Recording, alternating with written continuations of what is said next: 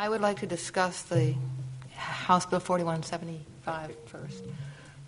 For anyone who isn't familiar with that, in 2012, the state legislature passed a bill allowing 7 of the ONC counties that are in the worst financial shape, including Josephine County, to allocate or loan at their discretion monies from the Road Reserves Fund that is paid for with federal dedicated money, to use that for patrolling the roads for public safety.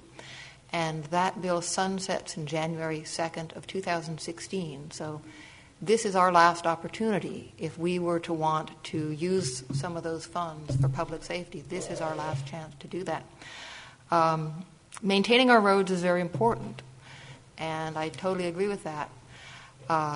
Due, I think, to the excellent management of Rob Brandis, we have our roads in this county are actually in very good condition.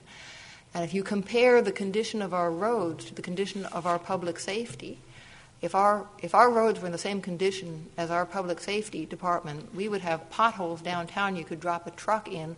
We wouldn't even have gravel roads out in the county. We'd be driving on dirt.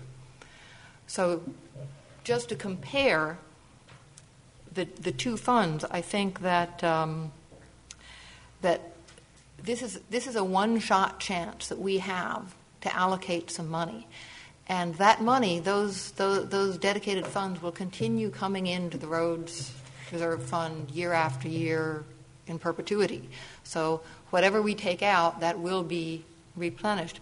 And right now, the ending balance in our Roads Reserve Fund for this fiscal year is the highest it's ever been. It will be almost 9 times the average beginning balance over the past 5 years. That's the ending balance in this budget, the contingency in our Roads Reserve Fund. If, and I'm just putting this out there as an if we were to allocate $1 million of that money to the sheriff for this fiscal year, our beginning balance next year in the Roads Reserve Fund would still be over 5 times the average beginning balance in that fund over the last 5 years.